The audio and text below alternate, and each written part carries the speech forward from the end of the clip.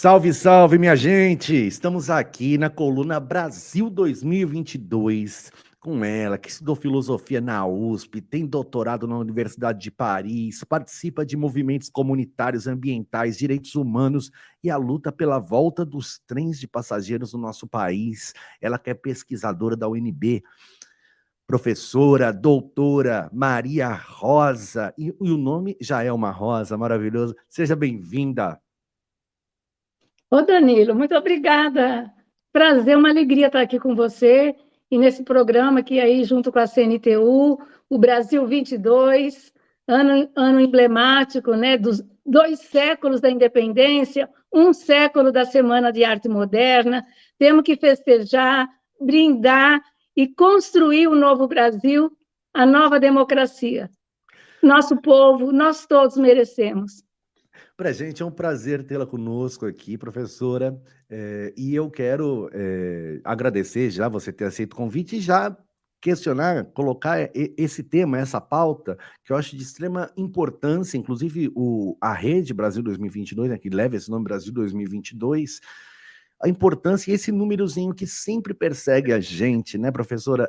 O 22 foi em 1822, 1922, agora 2022, a gente saindo de uma pandemia, eu costumo dizer, olha, a minha geração não imaginou que fosse viver isso, né? E a gente saindo de uma pandemia, com todos esses ataques à nossa democracia que a gente vem enfrentando, esses discursos de ódio, essas coisas que vem acontecendo.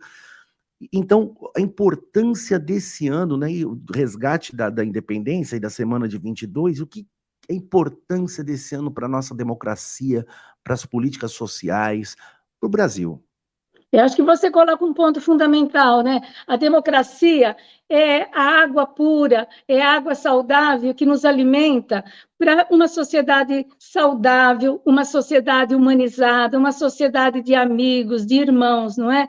A democracia é a grande conquista da humanidade. Agora, você fala desses direitos, tanto país com tantos trilhões aí de PIB, hoje já está na 10ª economia mundial de novo. Absurdo a gente ter tanta desigualdade, né, Danilo?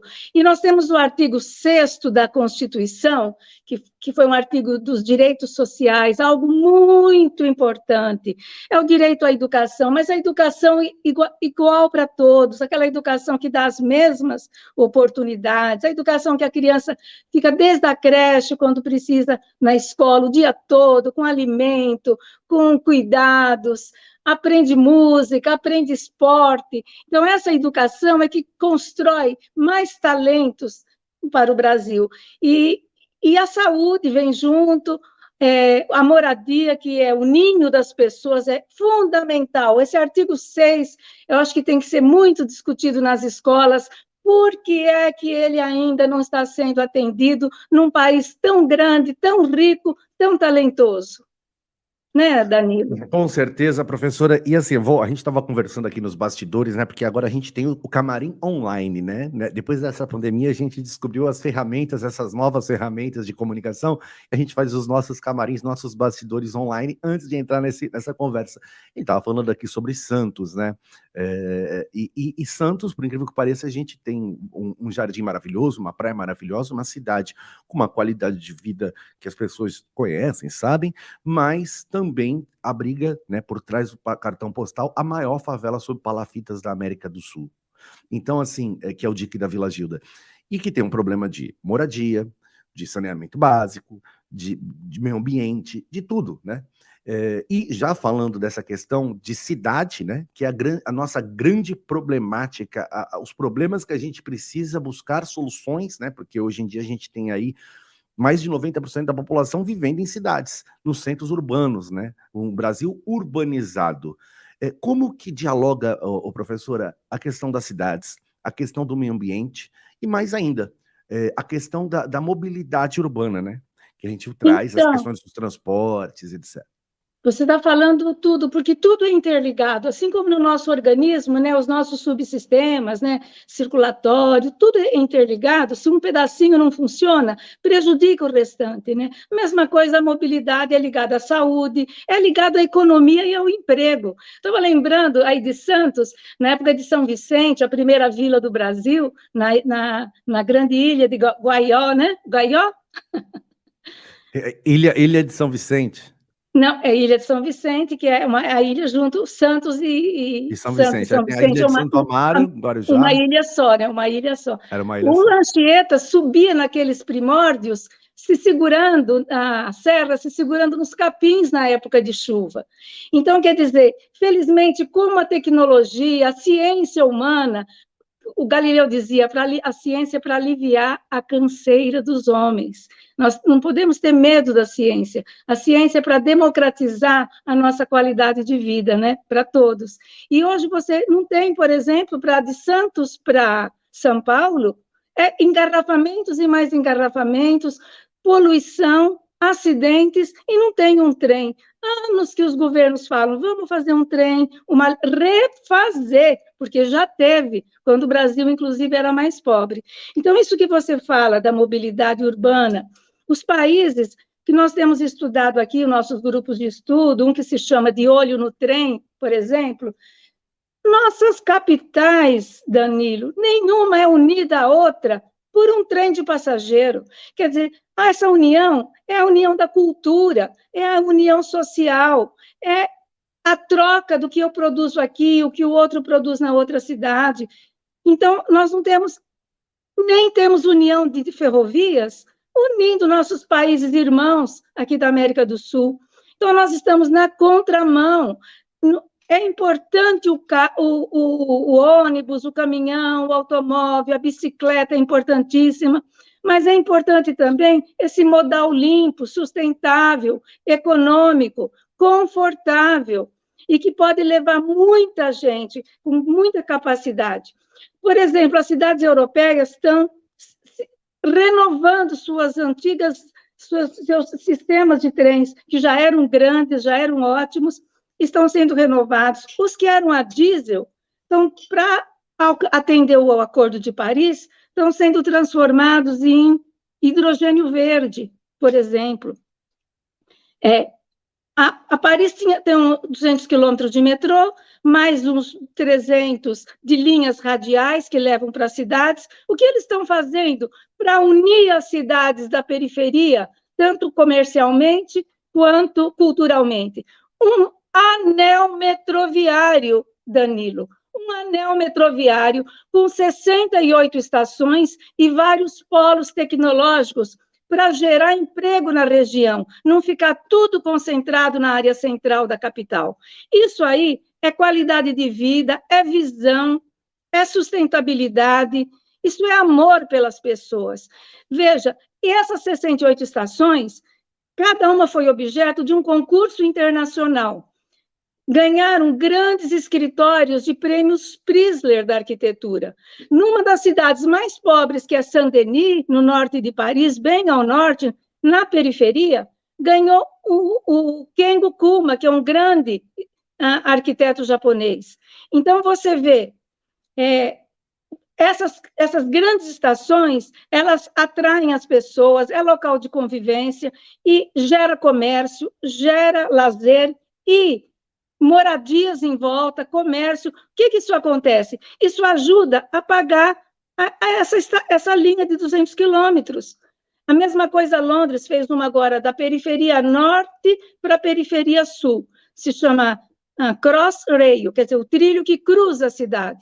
Além dos 400 quilômetros de metrô que Londres já tem, ela está fazendo essas grandes linhas, unindo as periferias de modo, numa cruz, norte-sul e leste-oeste. Gente, sem falar, evidentemente, né, Danilo, no que a Ásia está fazendo em termos de ferrovia, que a gente fica, assim, emocionado, né? Uma cidade como Xangai, que há pouco tempo não tinha metrô, Pequim, hoje tem mais de 1.000 quilômetros de linhas. E a nossa querida São Paulo, a nossa locomotiva, Danilo, ela até pouco tempo só tinha 70 quilômetros de metrô, era um dos menores metrôs do mundo. Não está certo. Então, aquilo que a gente fala, que você colocou bem, da desigualdade, o transporte está sendo um fator triste de desigualdade, de poluição e de baixa qualidade de vida, né, Danilo? Na verdade, ele alimenta, assim como outras questões dentro do próprio sistema que a gente vive, né? Ele alimenta aqueles que têm o interesse dentro do capital, dentro das grandes produtoras e grandes empresas, né? Isso não quer dizer que a pessoa que tem uma empresa seja malvada, mas isso alimenta justamente essa competição desenfreada, esse consumo desenfreado, que na verdade é o que vivemos uma pandemia, cara, mas é a forma que a gente se relaciona com o ambiente que a gente vive, né? Isso tanto na natureza quanto mesmo nos centros urbanos, a gente tem que ter uma responsabilidade. Olha só, recentemente teve um deputado, nem vou citar nomes aqui, que propôs montar uma fábrica de automóveis dentro de uma área que é uma das poucas áreas verdes ainda de Santos, que é a área continental de Santos, que é o Caruara. E ali é uma área da costa da Mata Atlântica, tem 2 cachoeiras, tem um portinho, é urbanizado? Tem essa questão urbana? Tem, mas tem um controle. Aquela comunidade, ela vive como uma comunidade rural, né? É a mata, é o mar, né? O povoado, e para você fazer tudo isso, além de tudo, você mexe com a cultura, porque você desapropria, né? Você começa a ter que desapropriar as comunidades tradicionais. No litoral do estado de São Paulo, você tem essa semana mesmo, caiçaras da Jureia lutando, né, para manter suas terras que já são ancestrais, né, da sua ancestralidade. Então a gente vai perdendo essa identidade, né? E vai se misturando num bolo de coisas que a gente entra na mesma irresponsabilidade muitas vezes que o sistema nos joga. Não é isso, professora? É isso perfeito que você falou, né? Os grandes monopólios e oligopólios, hoje, ao mesmo tempo, tem uma tendência crescente da economia colaborativa, da economia mais social. Essa tendência tem, inclusive, na mobilidade. Começou na Finlândia há uns mais de 10 anos, a turma da internet, do digital, fizeram aplicativos para a cidade de Helsinki, para unir todos os modais, a bicicleta, o ônibus elétrico, o metrô, o VLT, tudo isso. Bom, os trens urbanos, intercidades, ali da região de Helsinki. Fez tanto sucesso, num aplicativo só, você pagando aí €1 por dia, 30 euros por mês, você viaja ilimitadamente, Danilo, ilimitadamente em todos os modais. Isso está em toda a Europa hoje, é a mobilidade como serviço, quer dizer, você, pelo seu celular, você chama um transporte colaborativo. E aí, ele não é necessariamente de uma empresa de monopólio ou de oligopólio. Ele é na filosofia do transporte social, da economia solidária. Então, você dá para um pai de família operar uma linha, para outra mãe de família operar outra linha. Então, você democratiza o acesso à operação dos ônibus na cidade. Isso é muito importante, isso não é excludente que você tenha grandes linhas, mas você tem que abrir. Está fechado hoje, as licitações fecham para qualquer inovação, Danilo. Tem que inovar, porque o transporte é a serviço das pessoas. Com certeza, professor, eu acho que a gente começa aqui, com certeza você será convidada outras vezes para estar aqui com a gente no programa, porque eu acho que são pautas pertinentes e de grande importância para a gente estar discutindo, principalmente já tem que vir discutindo já, né? Esse ano, na verdade, é a consequência do que a gente já vem fazendo aí, cada um no seu lugar, cada um, e a gente precisa juntar tudo isso. Eu quero agradecer muito você ter aceito o nosso convite, dizer que a casa aqui é sempre sua, parabenizar pelo seu trabalho, e é isso, professora. Eu que agradeço e parabenizo você aí na Sacada Cultural, as rádios que são integradas com o teu trabalho democrático, fundamental para a vida, para o crescimento social, e a CNTU ao nosso amigo Allen, um grande abraço, e um grande abraço a você, Danilo. Obrigado, professora. Tchau, tchau.